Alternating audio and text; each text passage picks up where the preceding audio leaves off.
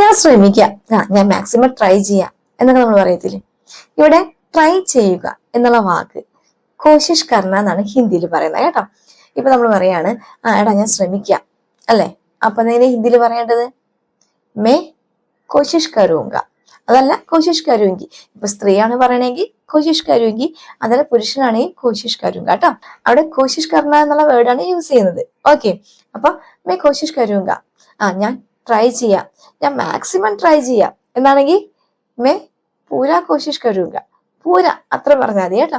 May പൂരാ കോശിഷ് കരൂങ്ക, ഞാൻ maximum try ചെയ്യാം എന്ന് പറയുന്ന. ഇവിടെ കോശിഷ് കർണ എന്നതിന് പകരം പ്രയാസ് കർണ, പര്യായ പദങ്ങളാണ്. പ്രയാസ് കർണ എന്ന് പറഞ്ഞാലും ട്രൈ ചെയ്യുക എന്നുള്ള അർത്ഥത്തിൽ തന്നെയാണ് കേട്ടോ.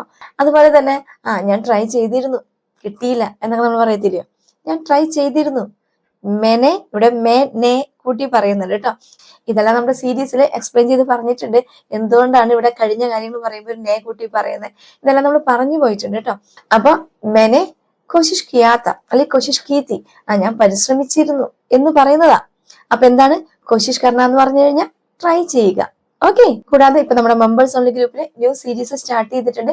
50 days ആണ്, കുറച്ച് വലിയ ക്ലാസ്സുകളാണ് കേട്ടോ. കാരണം നമ്മളിപ്പോ കഴിഞ്ഞത് വളരെ ഷോർട്ട് ആയിട്ടുള്ള ഒരു 30 days ചലഞ്ച് ആണ് ചെയ്തിരുന്നത്.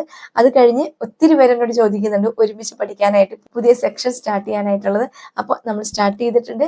അപ്പൊ ആർക്കെങ്കിലും ജോയിൻ ചെയ്യാൻ താല്പര്യമുള്ളവരുണ്ടെങ്കിൽ സെയിം കാറ്റഗറി തന്നെയാണ്, സിൽവറിൽ തന്നെയാണ്, 59 rupees തന്നെയാണ്. ചാനൽ സബ്സ്ക്രൈബ് ചെയ്ത് കഴിഞ്ഞാൽ ഒരു ജോയിൻ ബട്ടൺ കാണും, അതിൽ ക്ലിക്ക് ചെയ്ത് സിൽവർ ഓപ്ഷൻ ചൂസ് ചെയ്ത് കഴിഞ്ഞാൽ സ്റ്റാർട്ടിങ് മുതൽ നിങ്ങൾക്ക് 2 സീരീസും കിട്ടും കേട്ടോ.